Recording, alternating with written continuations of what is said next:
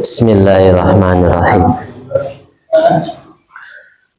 Assalamualaikum warahmatullahi wabarakatuh.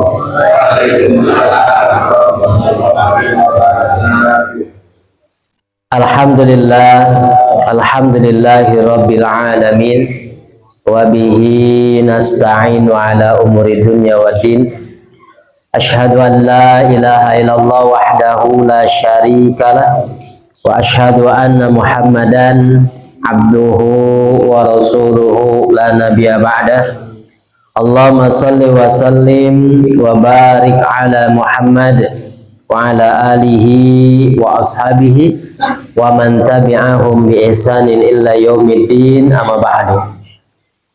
Hadirin wal hadirat, bapak-bapak, ibu-ibu jamaah Masjid Al-Kautsar, puja dan puji syukur kembali kita panjatkan kehadirat Allah Subhanahu wa taala, karena pada subuh hari ini kita masih diberikan nikmat dan karunia yang begitu besar, sehingga dengan nikmat dan karunia yang Allah berikan kepada kita, kita mampu melangkahkan kaki kita dari rumah ke masjid ini.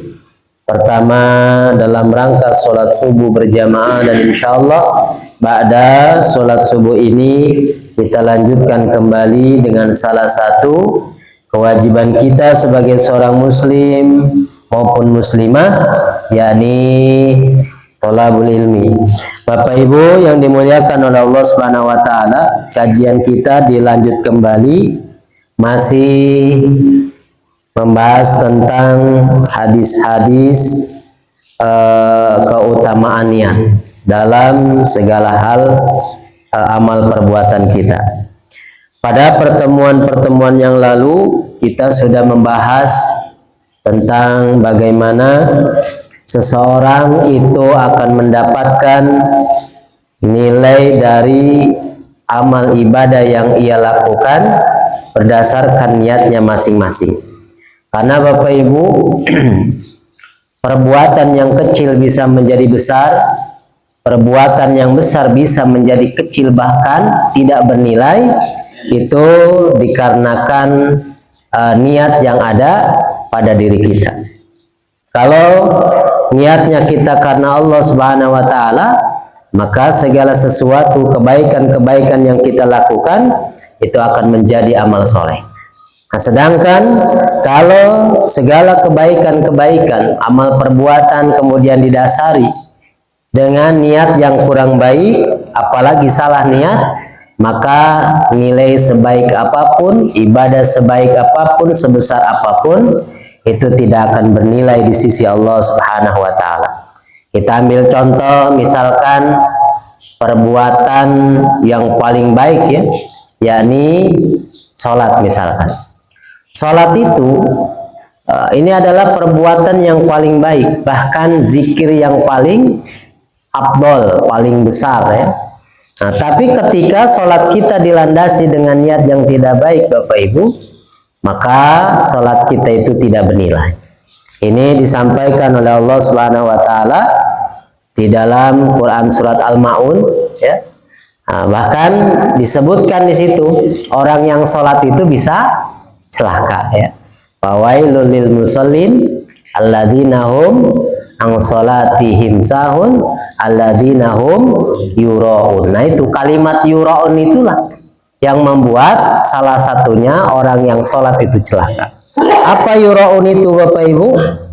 yakni niat di dalam melaksanakan sholatnya bukan mengharapkan wajah Allah, bukan ikhlas karena Allah, tapi sholatnya dilandasi karena ingin dipuji oleh manusia. Yura itu diambil dari kata aro, ya, artinya melihat. Jadi kalau ada orang melaksanakan ibadah pengen dilihat oleh manusia, pengen mendapatkan nilai kebaikan dari manusia, maka nanti pada hari kiamat Bapak Ibu, kita, ya, nilai-nilai kebaikan tadi itu akan dikembalikan. Jadi kata Allah, silahkan kau minta sama orang yang kamu dulu engkau menginginkan nilainya. Nah, seperti itu.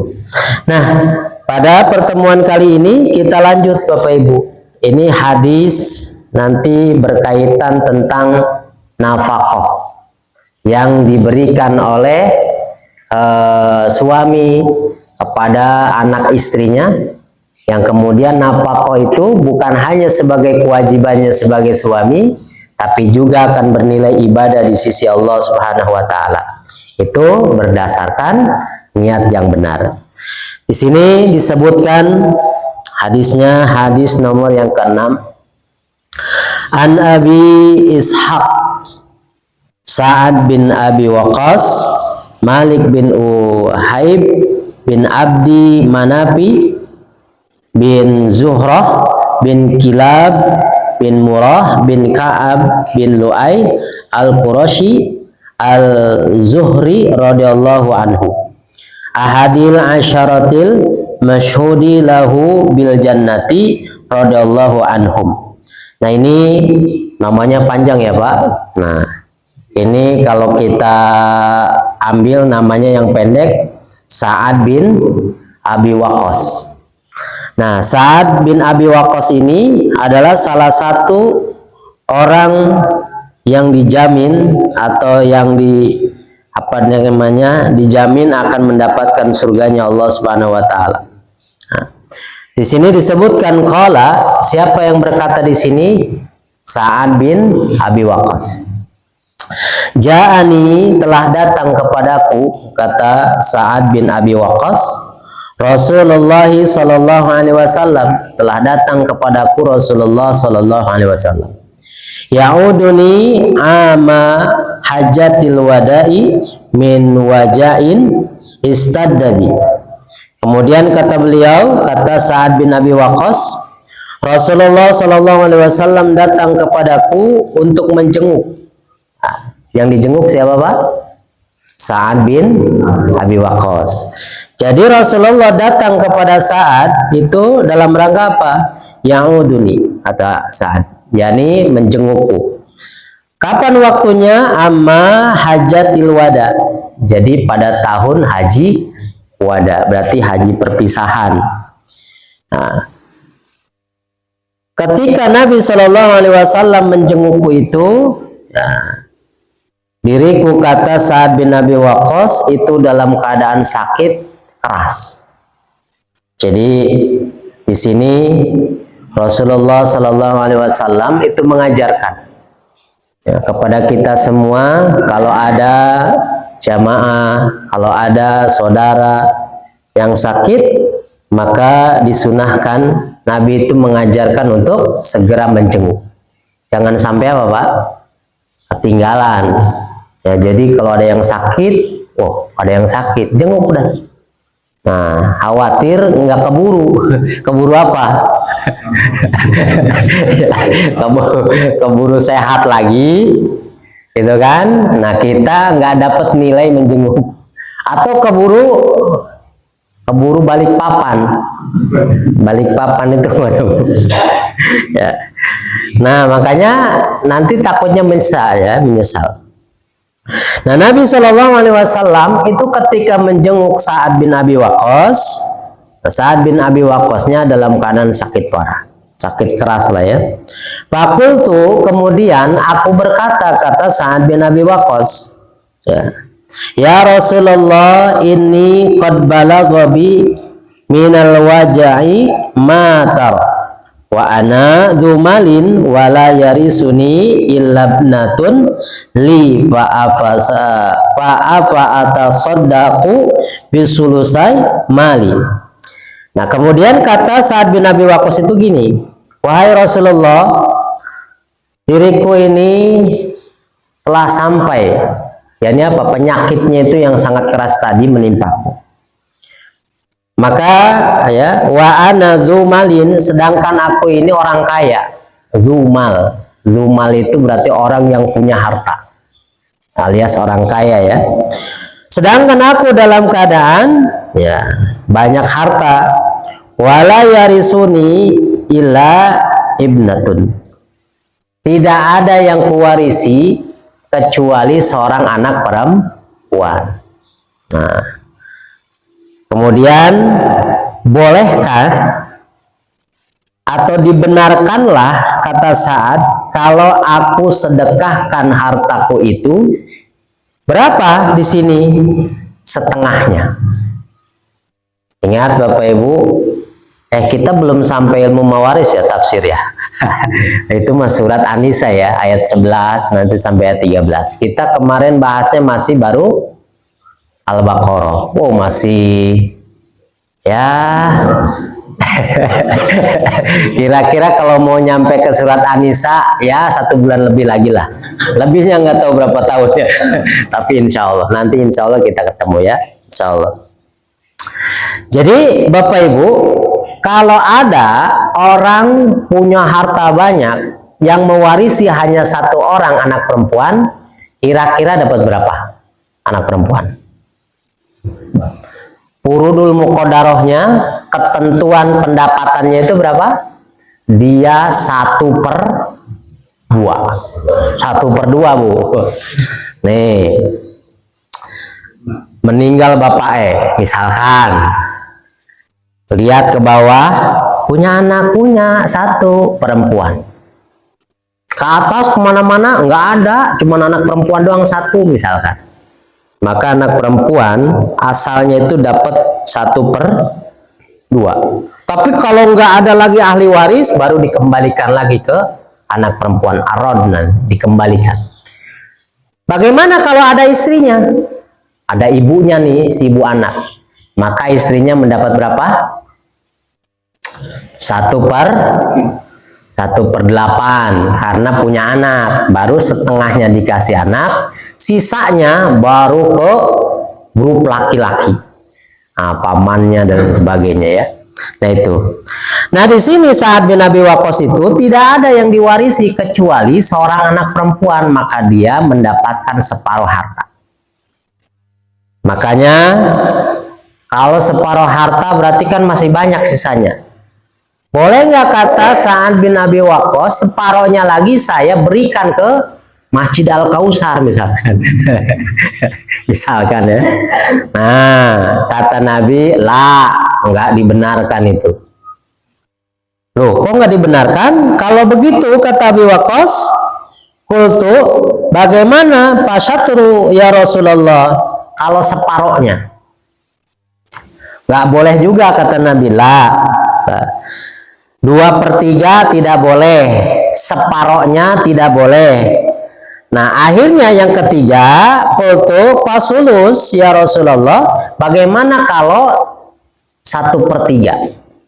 Maka kata Nabi SAW, as-sulus wa sulus itu kasir au akasir, 1/3 itu sudah banyak. Nah artinya Nabi membolehkan kalau kita mau mensedekahkan dalam rangka memberi wasiat karena sakit tuh posisinya, itu wasiat tidak boleh lebih dari 1/3. 2/3 nggak boleh, 1/2 nggak boleh, yang boleh 1/3. Nah nanti penerapannya gini Bu, Bapak Ibu. Di sini kan Sa'ad bin Abi Waqqas posisinya sakit parah, takut mendekati ajal, maka Sa'ad bin Abi Waqqas seakan-akan memberikan wasiat, kalau aku mati, bolehkah aku berikan 2/3 hartaku? Selesai itu nggak boleh. Kalau setengah nggak boleh kata Nabi. Kalau 1/3, nah itu juga sudah banyak, boleh, silakan.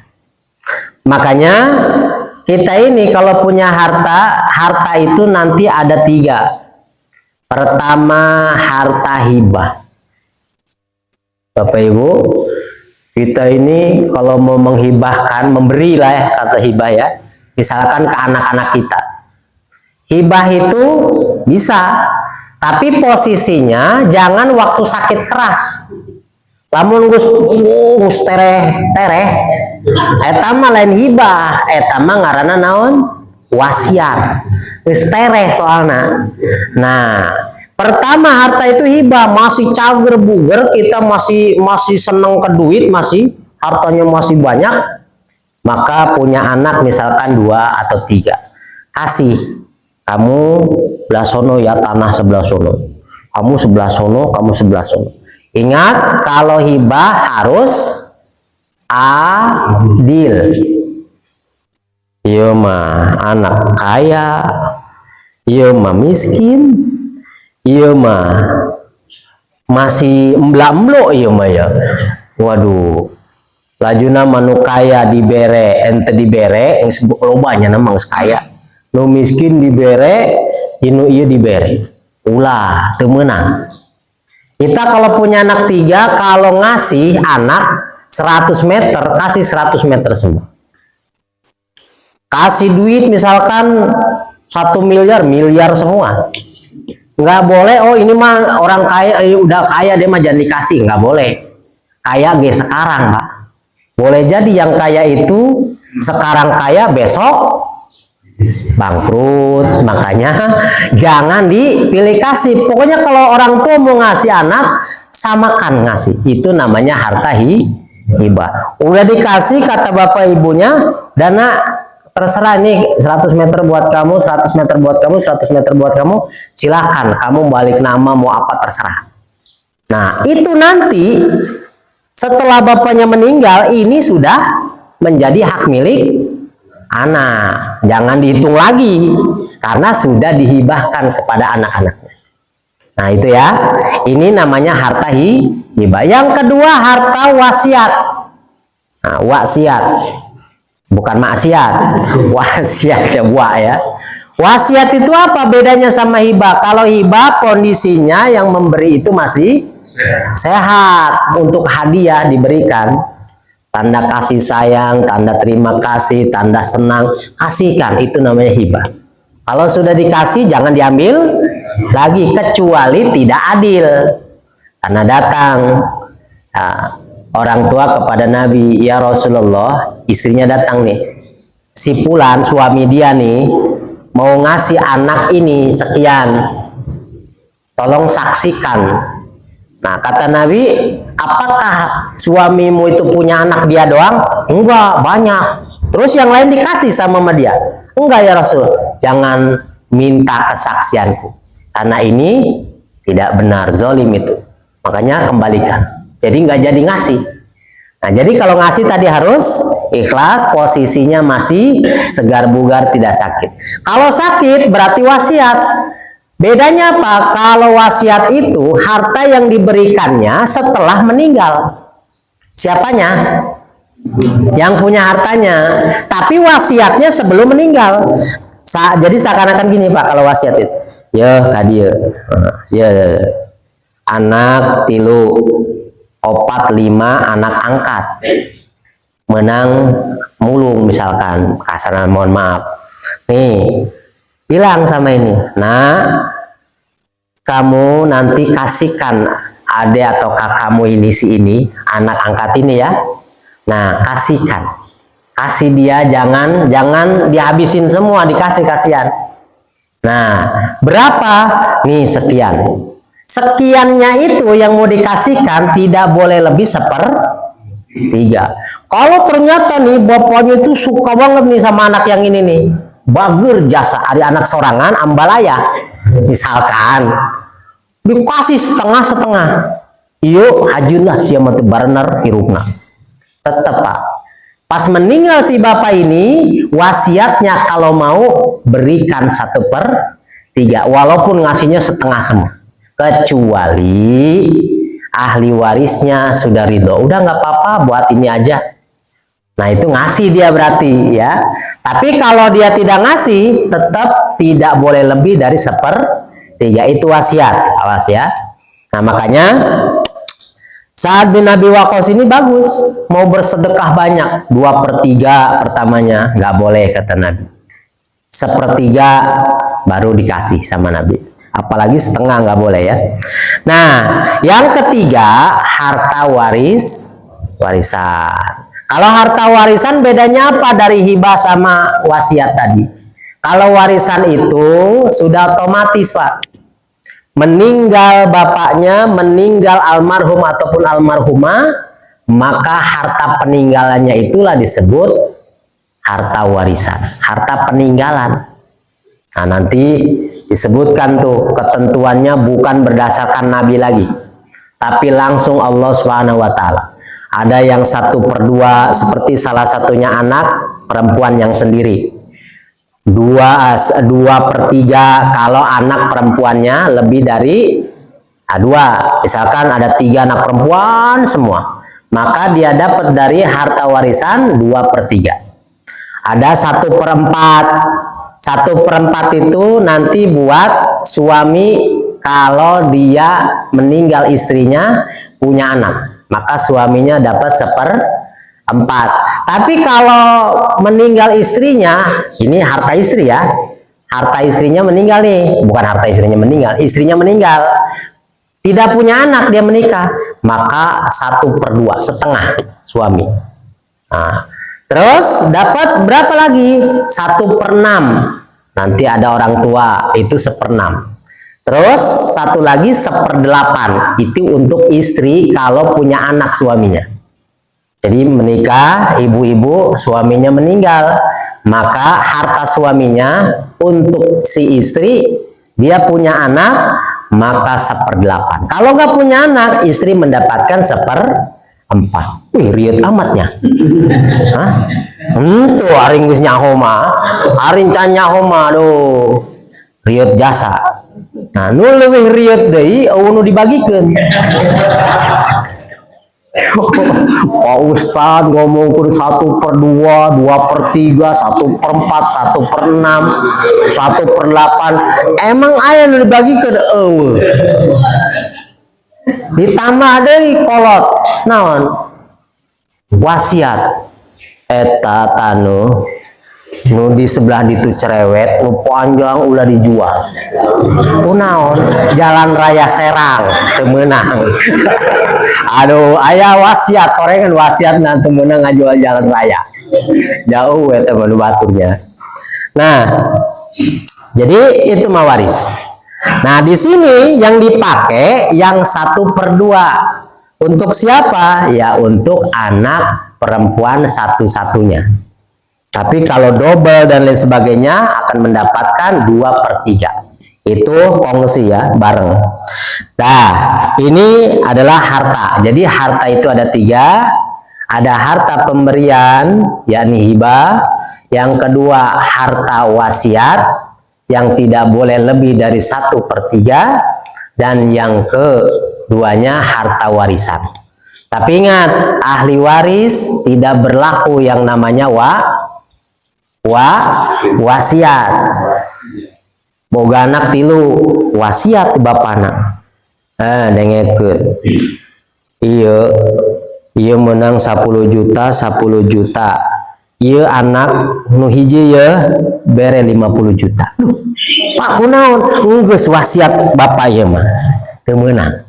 Kenapa teu meunang? Dia ini adalah ahli waris. Wasiat itu untuk orang yang bukan ahli waris. Kayak tadi tuh. Anak apa namanya, anak angkat gitu kan. Kalau muncul orang Sunda anak pulung serem amat ya. Anak angkat, diangkat anak. Itu baru wasiat kasihkan ya. Itu dia. Oke, kita lanjut hadisnya. Kata Nabi, 2/3 tidak dibenarkan kalau kamu mau mewasiatkan memberikan hartamu. 1/2 juga tidak boleh. Yang boleh 1/3. 1/3 itu kasir. Itu sudah banyak kata Nabi Shallallahu Alaihi Wasallam. Kemudian innaka antadara warasataka agniya khairun. Sesungguhnya Sa'ad bin Abi Waqqas kata Nabi, engkau meninggalkan ahli warismu dalam keadaan ghani, ya apa namanya, agniya, kaya, itu akan lebih baik daripada engkau tinggalkan min tadarahum alatan, dalam keadaan miskin. Kenapa? Karena kalau kamu tinggalkan anak-anakmu dalam keadaan miskin, ya takaffafunan nas, bisa jadi dia nanti akan nyari-nyari ini, minta-minta. Nah, jadi gini Pak, dalam Islam itu kita diatur. Pertama, boleh kita itu mengumpulkan harta sebanyak-banyaknya, seperti Sa'ad bin Abi Waqqas, Zumal. Dia itu jadi orang kaya. Jadi kaya dalam Islam itu nggak haram, ya. Nah, tapi ada yang kita jangan cinta dunia, lebih bagus tinggalkan dunia. Jangan tinggalkan dunia, kumaha eta? Jangan gara-gara salah ajaran kalian semua harus juhud tinggalkan dunia. Bujangan kene laju nama gawe embung nonton rek nikah kira-kira pakai duit tuh Pak, pakai duit. Biasanya kan adalah kalau anak laki-laki datang ke bapak atau ke ibu perempuan, dia izin, ada yang refleks, Bu, boleh nggak kalau saya nikah sama anak ibu? Emang boga duit? Nah, rata-rata gitu.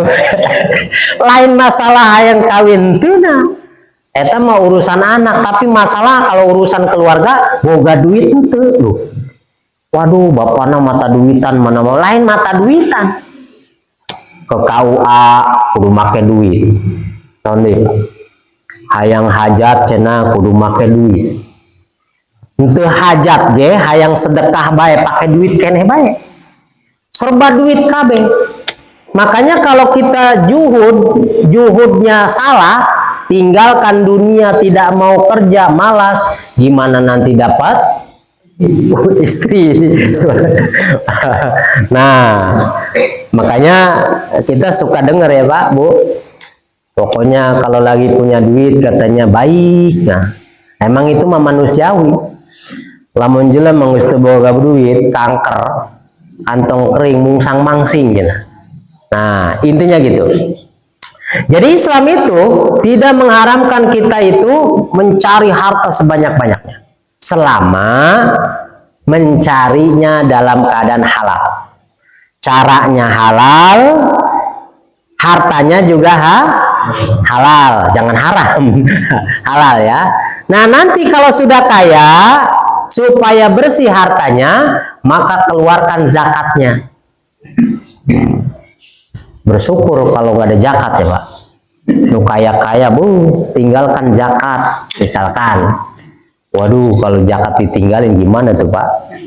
Nah, udah sedekah aja. Waktu kalau zakatnya ditinggalin, kalimat zakat tadi, atau gimana tuh rukun Islamnya? Hilang itu satu. Sedekah ya. Nah, bersyukur ya. Oh, kemarin-kemarin ada rumor-rumor mau itu buat bercandaan tuh. Alhamdulillah katanya zakat mau dihilangin.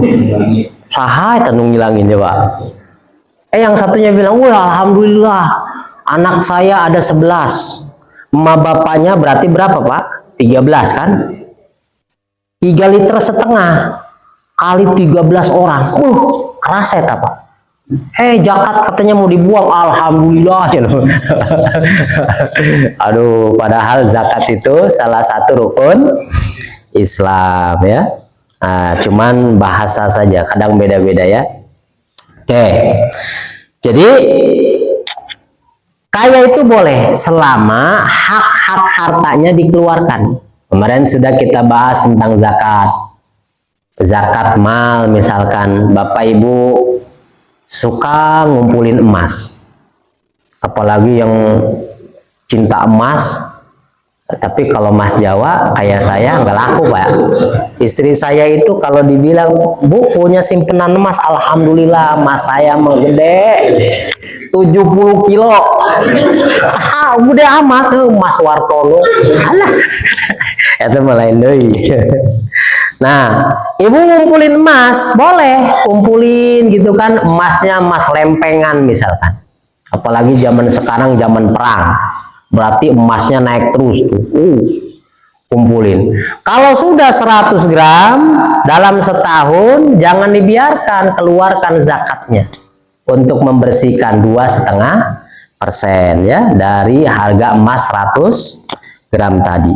Nah, itu adalah hak-hak harta. Jadi boleh kita itu ngumpulin harta selama haknya dikeluarkan. Nah, kemudian kata Nabi, ya, jangan kau berikan hartamu itu disedekahkan 2/3, 1/2 atau setengah, ya, yang boleh hanya 1/3. Itu sudah banyak.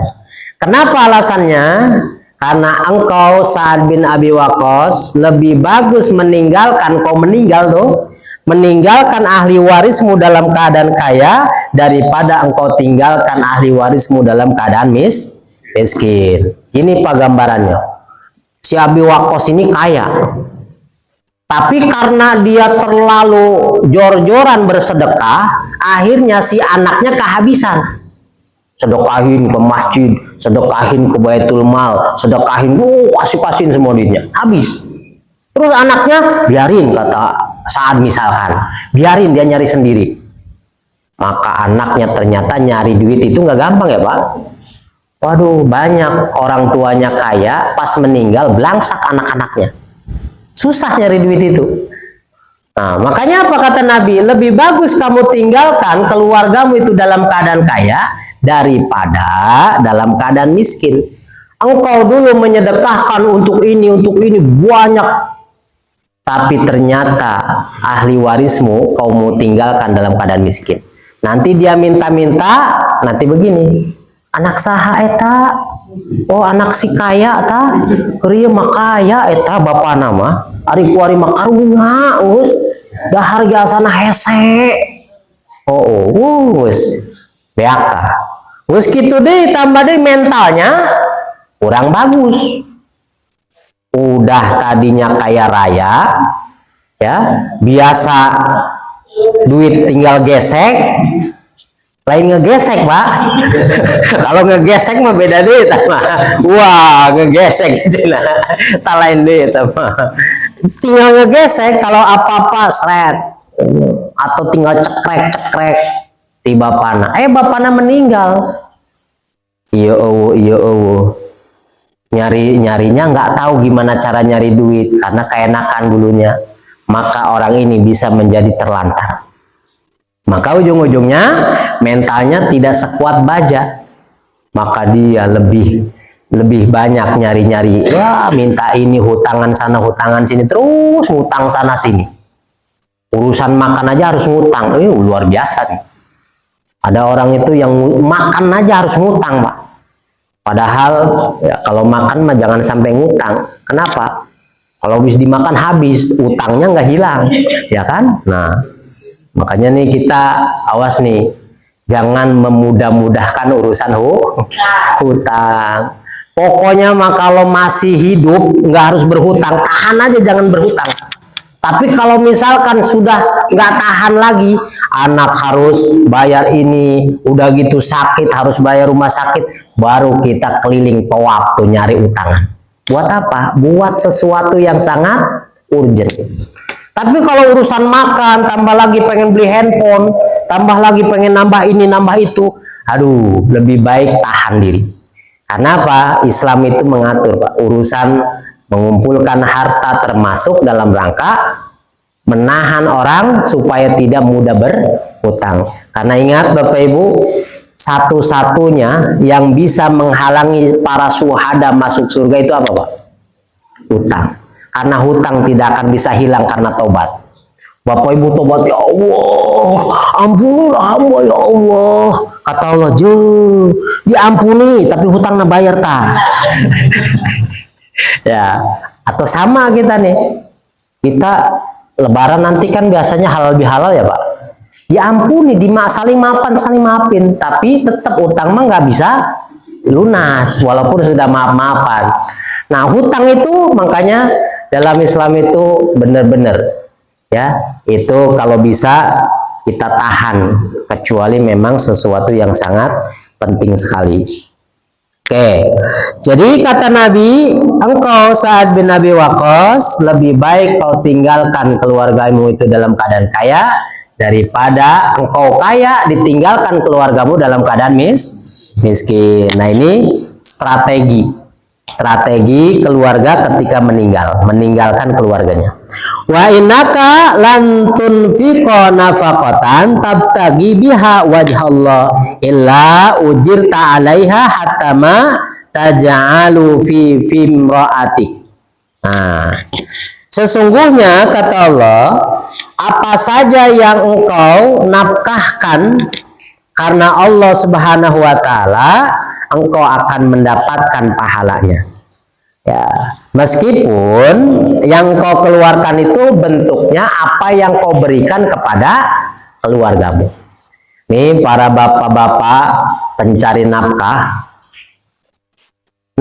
menafkahi anak istri, memberi makan, memberi pakaian, dipastikan keluarga tidak kelaparan, itu adalah kewajiban suami. Oh, kalau kewajiban mau otomatis, Pak, nggak harus nyari pahala. Iya betul, tapi Allah tidak menyia-nyiakan kerja keras para suami. Makanya para suami itu yang kerja keras banting tulang, orang Indonesia itu keren bahasanya, Pak. Kerja keras banting tulang. Makanya ada obat itu supaya suami-suami punya otot kawat balung besi. Karena suka dibanting-banting orang Indonesia mah. Ya kan? Mau banting tulangnya dibanting-banting.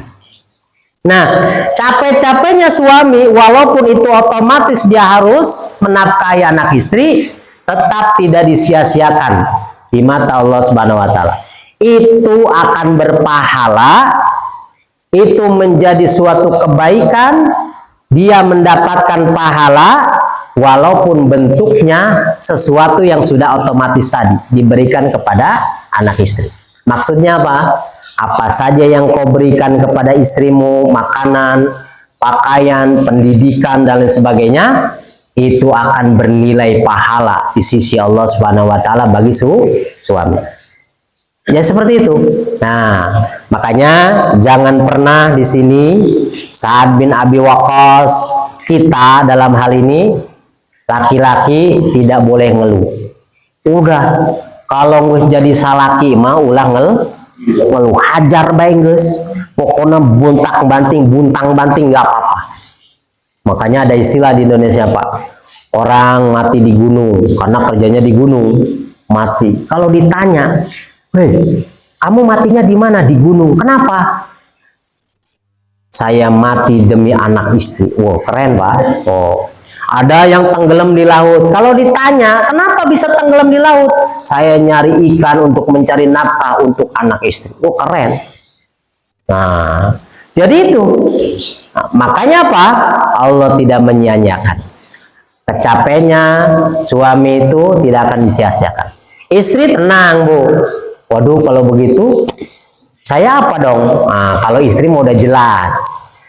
Kalau sudah jadi istri, Bu, kalau udah jadi istri, tapi jangan di bahasa Inggrisin. Istri, jangan. Ya. Nah, pokoknya istri mah surganya itu paling dekat. Sedekat apakah?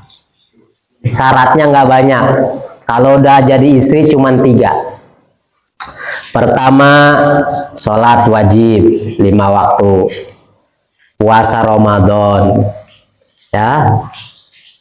Yang kedua, menjaga apa? Ya, menjaga kehormatan dirinya.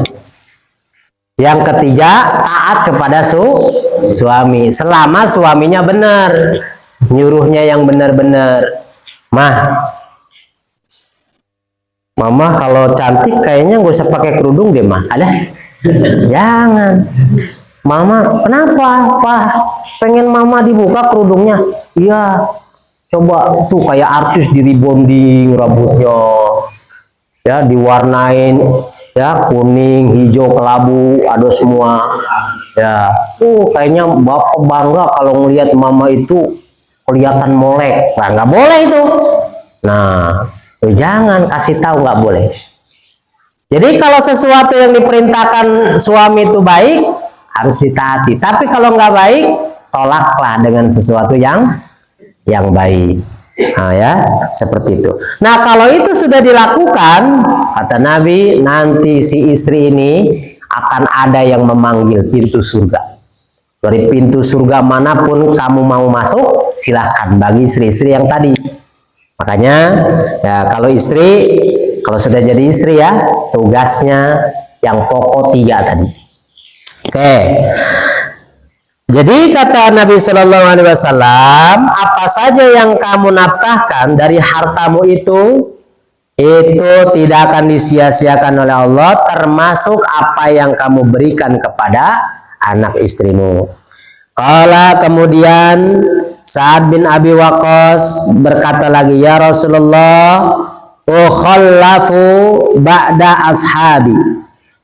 Kayaknya saya ini akan ditinggalkan oleh saudara-saudaraku. Nah, maksudnya bagaimana?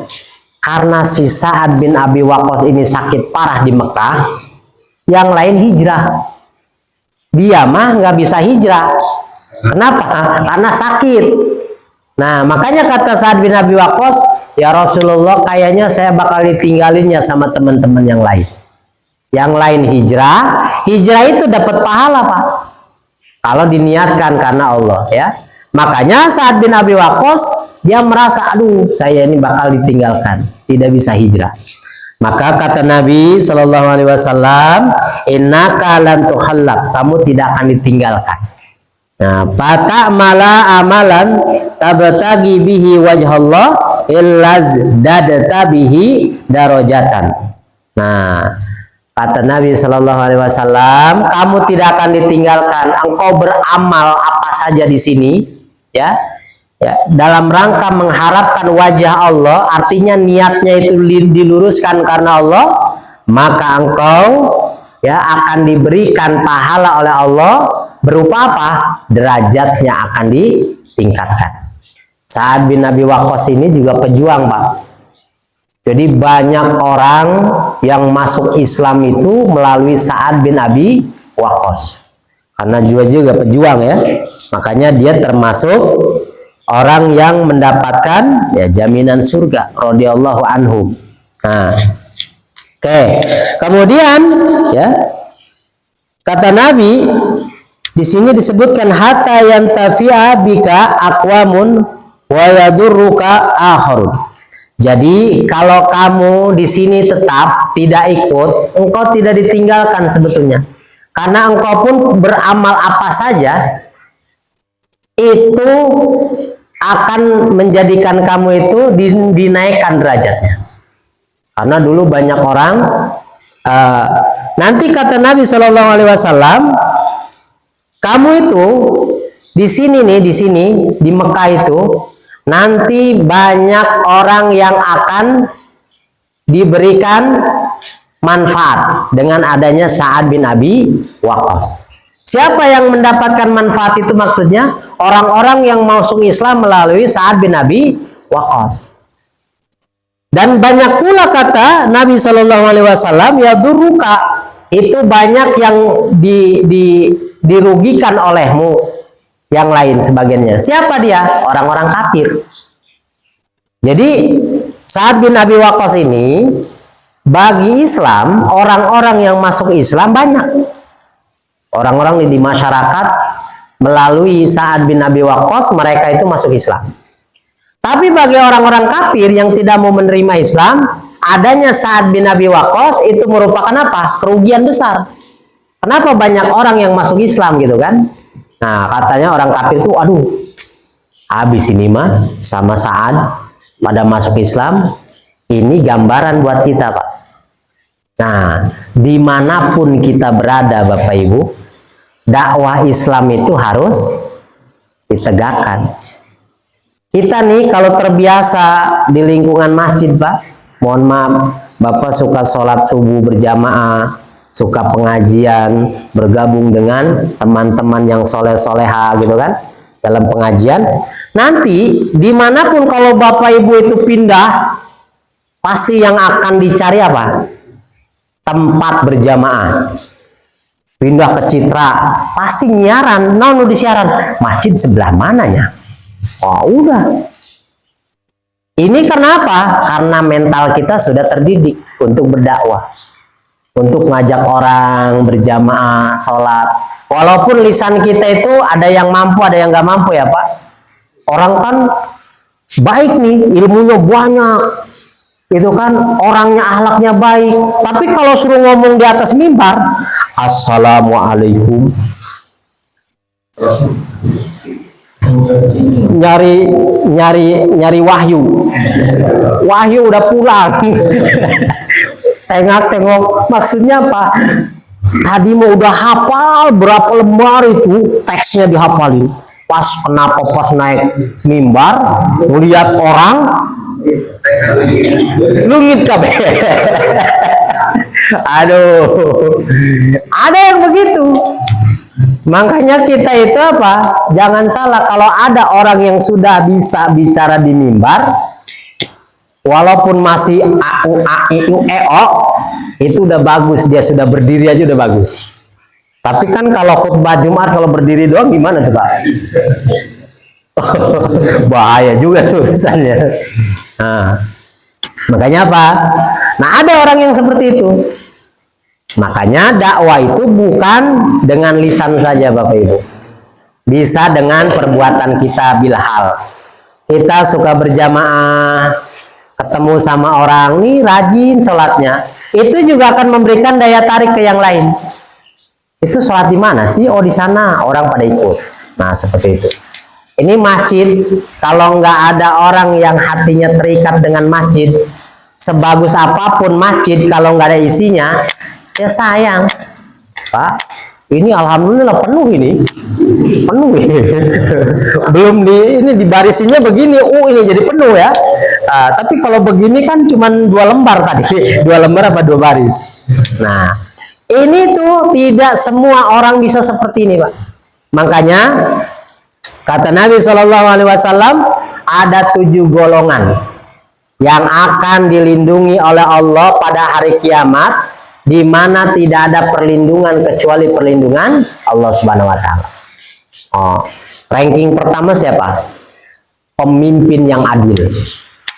Presiden pemimpin, menteri pemimpin, gubernur pemimpin, bupati pemimpin, wali kota pemimpin, camat, lurah, ke bawah jarok, RW, RT.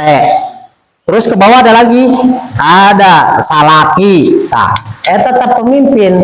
Ayah dia di bawah nak, ayah pamajikan, ayah dia pemimpin nak, ayah bujangan. Bujangan Pak, bujangan, iya pemimpin bagi dirinya sendiri.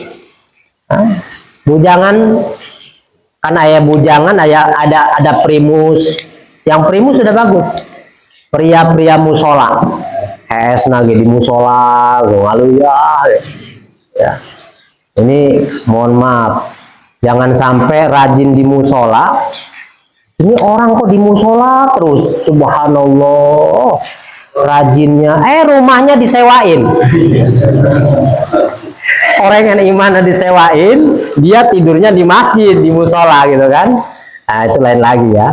Nah, harus berdasarkan niat yang benar. Oke, kita lanjut. Maka Sa'ad bin Abi Waqqas ini adalah orang, ya banyak jasanya ke Islam. Banyak orang yang mendapatkan manfaat dari dia, sehingga banyak yang masuk Islam. Jadi panjang umurnya Sa'ad bin Abi Waqqas, banyak yang diberikan manfaat, sehingga banyak mendapatkan hidayah melalui Sa'ad bin Abi Waqqas. Tapi bagi orang-orang kafir, Abi Waqqas ini adalah perusak. Kenapa? Ya habis orang pada masuk Islam. Nah ini kita disampaikan seperti ini supaya kita itu minimal ngambil bagian dari dakwah Islam. Ya nggak harus dengan khutbah, nggak harus dengan kita ini ceramah. Nah Bapak Ibu kan suka ngobrol nih sama teman-teman. Ngobrolnya jangan kebanyakan garamnya.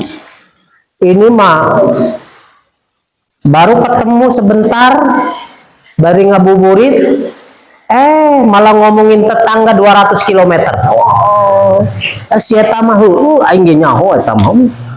Nah, Eta kan paling enak. Kita jangan ngomongin ke arah sana, tapi omongin hal-hal yang bermanfaat, ya, tentang masalah sholat berjamaah dan sebagainya. Kita saling memberi semangat kepada teman-teman.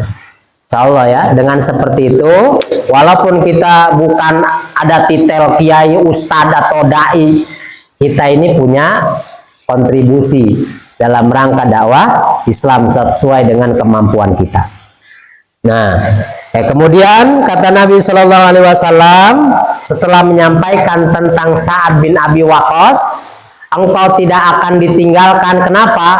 Mau di Madinah, mau di Mekah, engkau di sini pun engkau akan bermanfaat bagi orang banyak.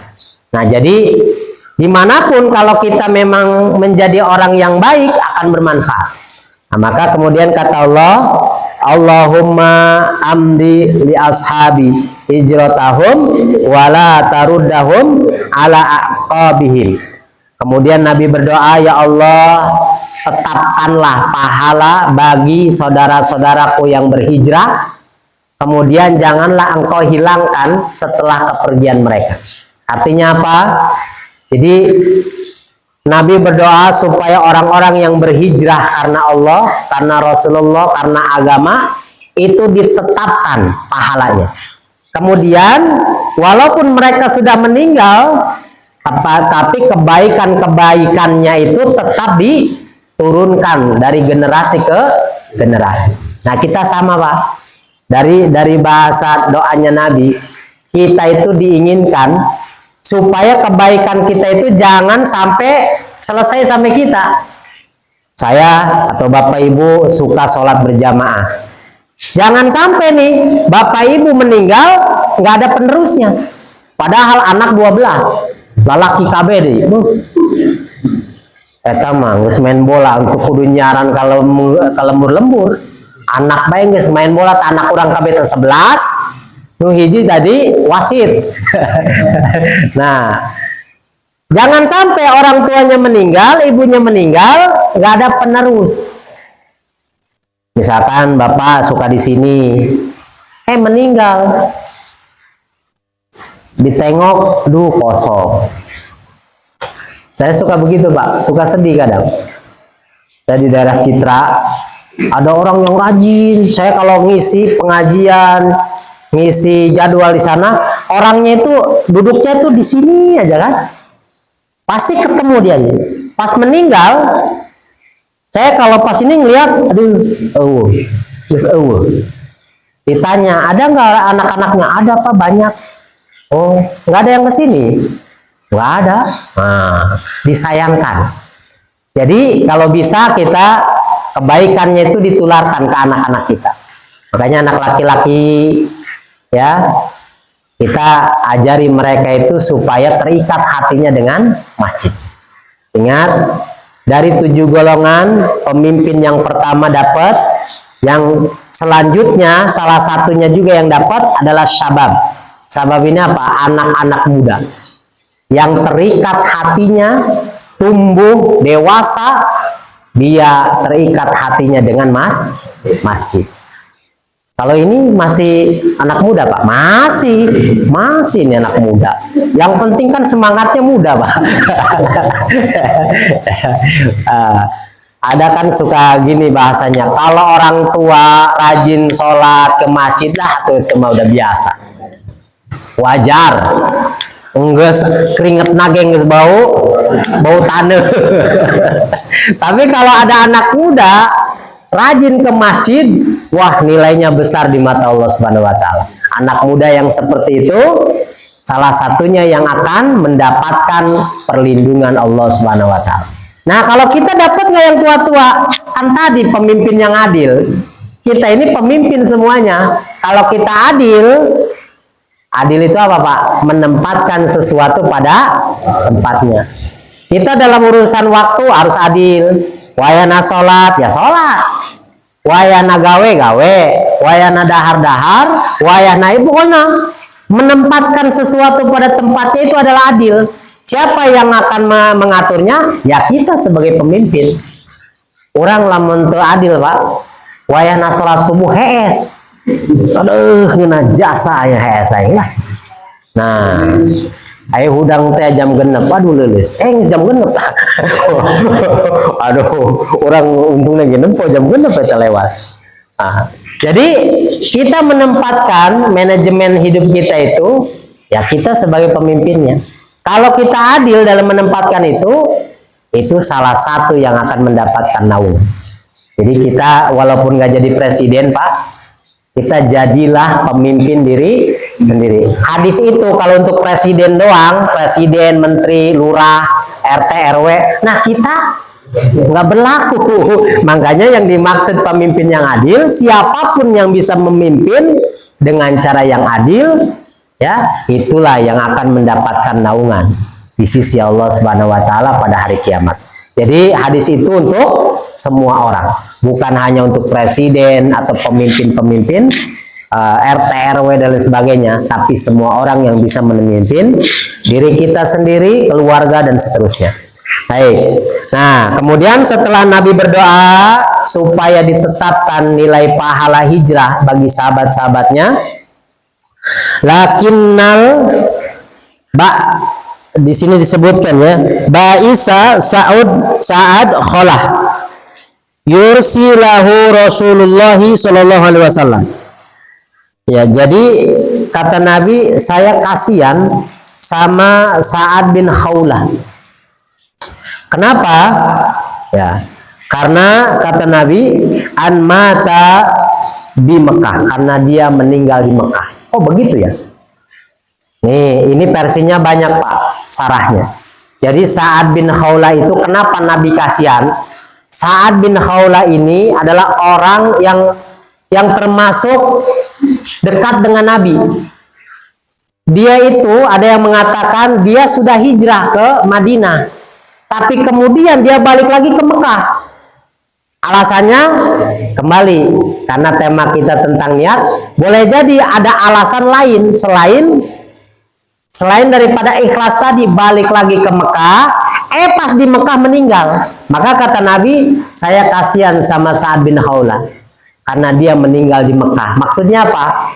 Harusnya dia mendapatkan pahala hijrah karena dia mungkin tergiur dengan sesuatu, balik lagi ke Mekah, disitulah dia meninggal. Itu versi pertama. Dan masih banyak lagi versi-versi yang lain. Intinya begini Pak, pelajarannya bagi kita. Jadi banyak orang yang tadinya sudah ditetapkan nilai pahalanya, tapi karena dia tergiur dengan sesuatu yang merusak niat baiknya, akhirnya apa? Akhirnya nilai pahalanya itu terhapuskan. Nah, di sini Bapak Ibu, makanya kita kembali ke asalnya. Pertama, pelajaran hadis ini karena waktu kita sudah habis. Pertama, kita boleh menjadi orang yang kaya, berupaya untuk menjadi orang yang kaya. Kalau sudah kaya, kita boleh, tetapi jangan lupa kita keluarkan hak-hak kekayaan kita. Jadi kaya tidak jelek ya di mata Allah itu. Walaupun ada bahasa gini, hubudunnya itu jelek bahasanya. Tapi yang dimaksud bukan kaya hubudunnya itu. Orang yang cinta dunia sampai lupa akhirat, itu baru hubudunnya. Tapi kalau kaya, dia rajin bersedekah, rajin membantu orang, maka dia menjadi orang yang paling banyak pahalanya di sisi Allah Subhanahu wa Ta'ala. Itu pun kalau diniatkan karena Allah. Yang kedua, kita berusaha meninggal nih nanti lagi ya. Kalau meninggal, kita berupaya jangan sampai meninggalkan keturunan kita dalam keadaan miskin, lemah, doib, miskin harta, miskin ilmu, miskin mental, miskin apa lagi? Pokoknya miskin lah, kekurangan. Kita jadikan keluarga kita itu kuat dalam ya beribadah kepada Allah Subhanahu wa Ta'ala. Terakhir, jadilah kita orang-orang yang bermanfaat dimanapun kita berada ya. Dan berita yang baiknya lagi, capek-capeknya suami menafkahi anak istri, itu semua bernilai ibadah di sisi Allah Subhanahu wa Ta'ala. Kalau semua ini diniatkan karena Allah, diluruskan niatnya karena Allah Subhanahu wa Ta'ala. Baik Bapak Ibu, alhamdulillah ini satu hadis telah selesai. Mudah-mudahan kita diberikan kemudahan tentunya dalam memahami ayat-ayat Al-Quran maupun hadis-hadis Nabi, sehingga kita bisa menjalankan apa yang kita pelajari ini dalam kehidupan sehari-hari. Mudah-mudahan apa yang kita lakukan bermanfaat. Mari Bapak Ibu, kita tutup kajian ini dengan sama-sama membaca doa kafaratul majlis. Subhanakallahumma wa bihamdika asyhadu an la ilaha illa anta astaghfiruka wa atubu ilaik. Wassalamualaikum warahmatullahi wabarakatuh. Ya Nabi